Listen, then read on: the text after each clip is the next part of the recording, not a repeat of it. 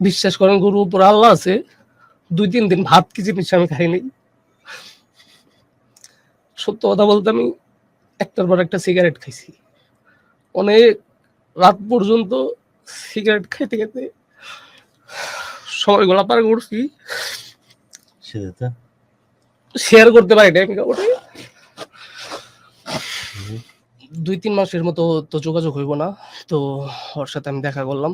ও আমারে বলল যে, "তুমি ভুইলা তুই যাইও না বলছিলি যে আমারে।" অভিশপ্ত ওই দিন থেকে মনে হয়েছে। হ্যাঁ, ওইদিন থেকে আমার লাইফটার আমি একাকিত্ব হয়ে গেছিলাম, যেটা সত্য কথা। কারণ যার সাথে ২৪ ঘন্টা কথা বলতাম, খাইতে গেলেও কথা বলতাম। তাই তো বললি যে ভিডিও কলে সারা রাত থাকতি। হ্যাঁ, তো তখন নিজেরে বুঝাইতে পারতেছিলাম না আসলে কি করুম। একা, একা কিভাবে সময়গুলা কাটবো আমার। বিশ্বাস করেন গরুর উপর আল্লাহ আছে, ২-৩ দিন ভাত কি জিনিস আমি খাইনি। সত্য কথা বলতে আমি একটার পর একটা সিগারেট খাইছি। অনেক রাত পর্যন্ত সিগারেট খাইতে, খাইতে সময়গুলা পার করছি। সেটা তো শেয়ার করতে পারি নাই আমি কাউকে। কান, প্রাণ খুলে কান, মনটা হালকা হোক। আমার কাছে হারানোর কিছু নাই, প্রাণ খুলে কান। এত দরদ দিয়ে কেউ তোকে শুনবে না, হালকা হ। তো আমি নিজেরে কোনোভাবেই বুঝাইতে পারতেছিলাম না। আমার সময়গুলা আসলে কাটতাছিল না। কাউরে যে শেয়ার করবো, আকাশ ওদের শেয়ার করতে পারি নাই যে আকাশ আমার সময়টা আসলে এইভাবে যাইতেছে। সারাদিন বাসায় শুয়ে থাকছি, কাউরে বুঝতে দিই নাই যে এতটা আমার সাথে এমন সিচুয়েশনে ঘটতেছে। খুব খারাপ লাগছে। ২-৩ দিন আমার এমন পরিমাণে শরীরে জ্বর আইসা পড়ে, শরীর হাত পা একদম বরফের মতো ঠান্ডা হয়ে যায়। আমি শুধু বলছি যে, "আল্লাহ যদি নেওয়ার হয় নিয়ে যাও, তাছাড়া মনটারে স্থির করে দাও, যেন আমি শক্ত হয়ে থাকতে পারি।" তো ওই টাইমে গুরু আমার একটা জব হইছিল। মোটামুটি ভালো একটা জব। তো তখনও আমার বলছিল যে, "তুমি জবে যাইও না। জবে গেলে আসলে আমার অনেক দূরে যাইতে হইব।" বলছিল যে, "তুমি জবে গেলে আমাকে সময় দিতে পারবা না বা আমার সাথে কথা বলতে পারবা না। তো আমার ভুলে যাইবা।" তো ওর দিকটা ভাইবা পুরা ফ্যামিলি বা আমার রিলেটিভ সবার সবার আশাটাকে আমি ভাইঙ্গা দিছি ওর দিকটা ভাইবা, জানি ওই ভালো থাকে। আমি জানি ওর সাথে কথা বলতে পারি, ও জানি ভালো থাকে। তো তখন ফ্যামিলিতে অনেক আমার কৈফিয়ত দিতে হয় যে, "জবে যাস না কেন? বা জবটা করতেছস না কেন? কন্টিনিউ করতেছস না কেন?" এই সেই নানান কিছু। আসলে নানান প্রেশারে আমি খুব ডিপ্রেশনে পড়ে যাই। একাকিত্ব ফিল করি। তো আমি এগুলো ওরে বুঝাই প্রকাশও করতে পারিনি, বুঝাইতে পারিনি। তবে ও অনেক পরে অনেক শুনছে যে আমার ফ্যামিলিতে এটি আমার খুব প্রেশার পড়ে। যে, "দীপু আসলে ঘটনা কি? জবটা কি হইলো?" এই সেই। তো গরু ৩ টা মাস খুব, খুবই খারাপ সিচুয়েশনে কাটাইছি। আমার লাইফে আমি এমন সময় ফেস করি নাই কখনো। তো ৩-৪ মাস পরে আবার ওর সাথে আমার ফ্রেন্ড, ওর দ্বারা কথা হয়, দেখা হয়। তো রিলেশনটা আবার কন্টিনিউ করি।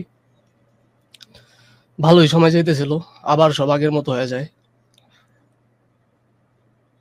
আকাশ, সজল, নাসির, তো ওদের ওদের কাজিনরা সবাই আবার ঘোরাঘুরি করি। সব ভুইলা যাই। কষ্টগুলো আমি মনে রাখি নাই। আবার সবথেকে আমি নিজের বোঝাইছি যে ও তো আসছে আমার লাইফে। কষ্টগুলা কিছুই না। তো রিলেশনটা আবার কন্টিনিউ করি। সব ঠিকঠাক থাকে। তো তারপর থেকে না অনেক সময় দেখতাম ওর সাথে আমার একটু ঝগড়া লাগলে ১৫-২০ দিন চইলা যাবে, আমার সাথে কনট্যাক্ট করে না। আগে যেমন আগে ছটফট করতো ঠিক করার জন্য, এখন আর সেটা নাই। না। তো আগে আমি দেখতাম আমি ওর সাথে কখনো ঝগড়া কইরা, নিজে থেকে ঝগড়া কইরা, সরি বলিসনি বা ম্যানেজ করা লাগেনি, ওই ম্যানেজ করতো। হ্যাঁ, ও ম্যানেজ করতো বা আমি কথা বলতাম, বা আমি কখনো ওর সাথে ঝগড়া কইরা ১৫-২০ দিন এমন সময় এত পার গ্যাপ করি পড়েনি। নাই। আমি নিজে থেকে করি নাই। তো তখন দেখতাম ঝগড়া ঝগড়া লাগলে ১ মাস চইলা যায়। সমাধান হচ্ছে না। না, ও আমার ও নিজে উদ্যোগ নিচ্ছে না। না ফোন দেয় না, দেয় না। তো মাঝখানে সজলও বাহিরে চলে যায়। তখন সজল যখন চলে যায়, তখন আসলে ভাই সজল আমার আকাশের, নাসিরের সাথে আমরা হয়তোবা একই জন এক মায়ের গর্ভের সন্তান না। কিন্তু আমরা আপন ভাইয়ের চেয়েও বেশি। অনেকে জেলাস করে যে তোদের এই মতো কষ্টগুলো তখন মারাত্মক হয়ে যায়, তুই কারোর সাথে শেয়ার করতে পারছিস না। হ্যাঁ, তো অনেকে জেলাস ফিল করতো, বলতো যে তোদের মতো এমন ফ্রেন্ডশিপ তো পাওয়া যায় না বর্তমানে। ভাই বিশ্বাস করেন, কোন দেশ গেছে ও? সজল কুয়েতে। হুম। আর তো গুরু আকাশ সজল যাওয়ার পরে অনেক টাকা কিন্তু হয়ে যাই। আকাশ কি আসছে এখন দেশে নাকি? না, কোথায়? আকাশ সৌদি আরবে আছে। তুই তো একা একদম। আর দোহারের সবাই বিদেশেই থাকে বেশি। আমারও যে দোহারের বন্ধু বান্ধব গুলো আছে, কবির, জসিম, অনেকে ওরা থাকে মনে হয় দুবাই, তো বেশিরভাগই বিদেশ থাকে। তো তুই তো একদম পুরো দস্তুর একা তখন। আমার অনেক ফ্রেন্ড সার্কেল আছে, অনেক ফ্রেন্ড সার্কেল আমার ভাই ব্রাদার আছে। তবে আপনার আর কি নিজের একান্ত ভাবে আমি তো বললাম যে তো বললি আপন ভাইয়ের চেয়েও বেশি আমরা একসাথে থাকতাম, নাসির, আমি, সজল, আকাশ। তো কয়েক মাস যাওয়ার পরে আকাশও বাইরে চলে যায়। তখন গুরু আসলে নিজের কোনোভাবে আমি বুঝাইতে পারতেছিলাম না। ওটা ফেলে দে, নে নে এটা নে।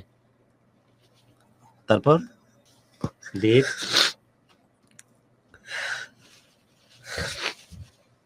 Let him cry a bit. তো আকাশ বাইরে চলে যায়। আসলে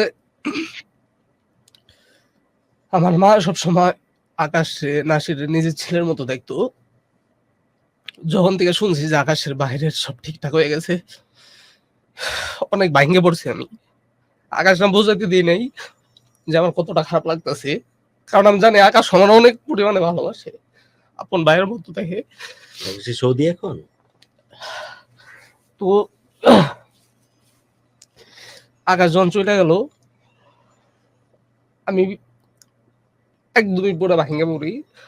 নাসির আছে, তো নাসির কাজ নিয়ে অনেক বিজি থাকে, নাসিরও সময় দেয়। তো মেন্টালিটি সাপোর্ট পাইতেছিলাম না। একদিকে ওর সাথে তখন আমার যোগাযোগ ছিল না, একদিকে ফ্যামিলি থেকেও বলতো যে তোর জব কি হলো, জবে যাস না কেন। আকাশও চলে গেল, ওর সাথে যোগাযোগ নাই। চারোদিকে নানান আর কি ডিপ্রেশনে খুবই মানসিক ভাবে আর কি ভাঙ্গে পড়ি। তো আকাশ আর আমি আর কি এটা ভাষায় প্রকাশ করতে পারলাম না যে আকাশ আমার সাথে ওর কেমনটা ভালোবাসা।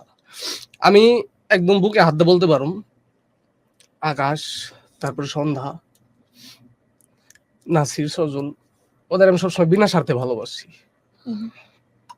ওদের কাছে আমার কোনো চাওয়া পাওয়া ছিল না। আমি যদি আমার এক সাইডে ওরা থাকে, এক সাইডে মৃত্যু থাকে, যদি অপশন দুইটা থাকে যে ওদের জন্য যদি মরতে হয়, হাসি মুখে মরতে পারুম।